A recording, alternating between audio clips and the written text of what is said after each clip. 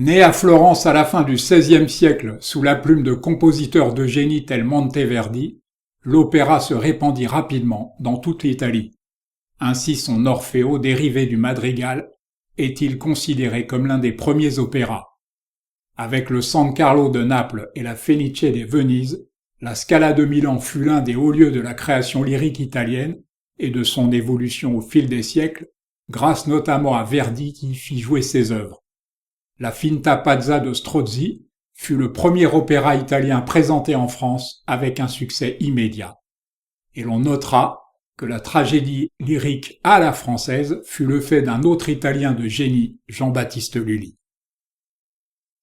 Un autre lieu de prestige, le théâtre Bolchoï, accueille aussi bien des opéras que des ballets avec sa propre compagnie.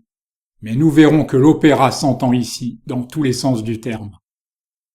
En réaction contre la domination sans partage de l'opéra italien, l'Angleterre produisit des pièces musicales satiriques, les ballades opéra, dont cet opéra du gueux qui fut joué sans discontinuer jusqu'à l'époque victorienne. L'opéra Le Pelletier, anciennement Académie royale puis nationale de musique, fut détruit par un incendie en 1873, favorisant la reprise des travaux de l'Opéra Garnier. On peut dire qu'il a été immortalisé par Degas. L'Opéra Garnier lui succéda donc en 1875. Il fut appelé Opéra de Paris durant plus de 100 ans, jusqu'à la construction de l'Opéra Bastille. Le jeune Charles Garnier avait remporté le concours à l'unanimité. Représentatif depuis l'origine d'un certain chic parisien, il se pare à la tombée de la nuit d'un mystère que ce peintre polonais a parfaitement restitué. Il était fasciné par la lumière unique des nuits parisiennes. Ce fut le cas également du français Luigi Loire, né dans l'Empire autrichien et qui a laissé des peintures fascinantes, mais aussi des toiles aux allures de cartes postales touristiques, comme on peut en juger ici.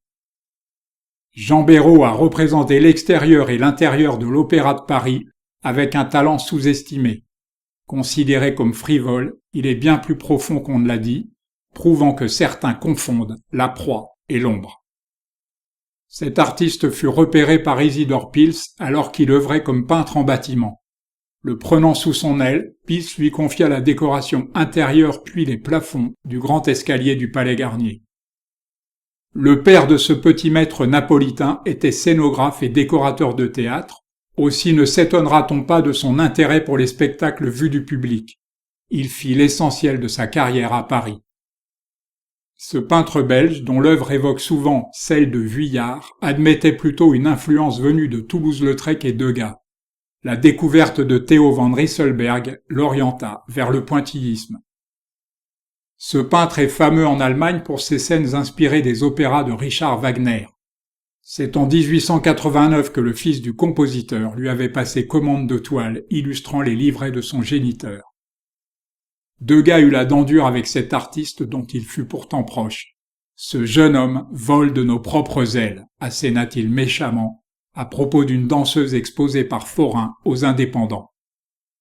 Ce peintre catalan fut longtemps considéré comme un artiste de second plan. Récemment réévalué par la critique, il avait en son temps été invité à participer à une grande exposition d'art espagnol à Londres. On ne présente plus cette scène où se trouve concentré tout l'art de Paul Klee. Comme j'étais dans la fleur de mon âge, disait Sinbad avant son 3e voyage, je m'ennuyais de vivre dans le repos. Créé par ordonnance royale, le bal de l'opéra avait lieu 2 soirs par semaine durant le carnaval. Il se tint successivement à l'opéra de la rue de Richelieu, à la salle Louvois, à l'opéra Le Pelletier, puis à l'opéra Garnier. Voici l'un des grands peintres polonais de la seconde moitié du XIXe siècle. À la demande d'un riche collectionneur d'art, il se rendit à Paris, où il découvrit les impressionnistes et se passionna pour les effets nocturnes de lumière artificielle.